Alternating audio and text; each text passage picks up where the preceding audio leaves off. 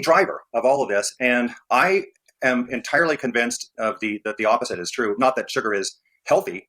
It's definitely a nutrient deficient food, but let me get right to this data so I don't waste anybody's time. So I want to give you the most compelling evidence right off the bat is, so most of our sugar consumption and everything I will say or mention will come from published evidence.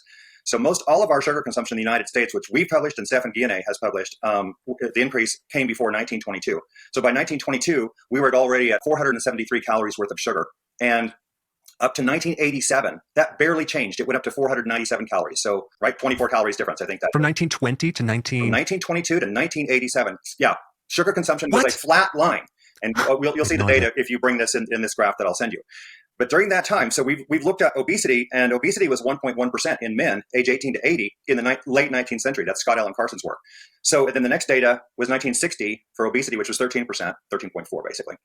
And so we interpolate the data between those. So that's done through Excel. Anyway, so obesity was 2.95% in 1922, but it increased to 18.6% in 1987. So obesity increased over sixfold, while the sugar changed virtually not at all. It went up 5%. So this is a 65-year period of time. So if you're going to say sugar is the driver of this, how do you account for this? Because this is a 65-year period of time in history where we know sugar basically didn't change.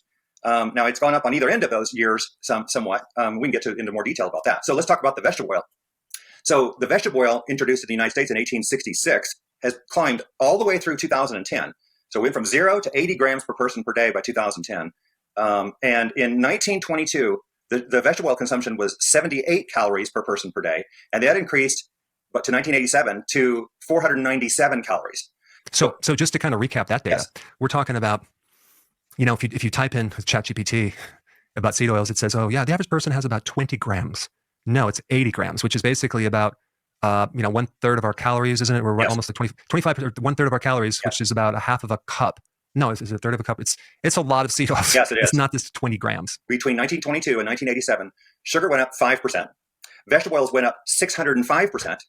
Obesity increased 6.3-fold. Or 532%. This is a 65-year period. And if you want, I could mention the evidence on diabetes. It's even more compelling, the increase in diabetes during this period. Do you want me to mention that? Yeah, because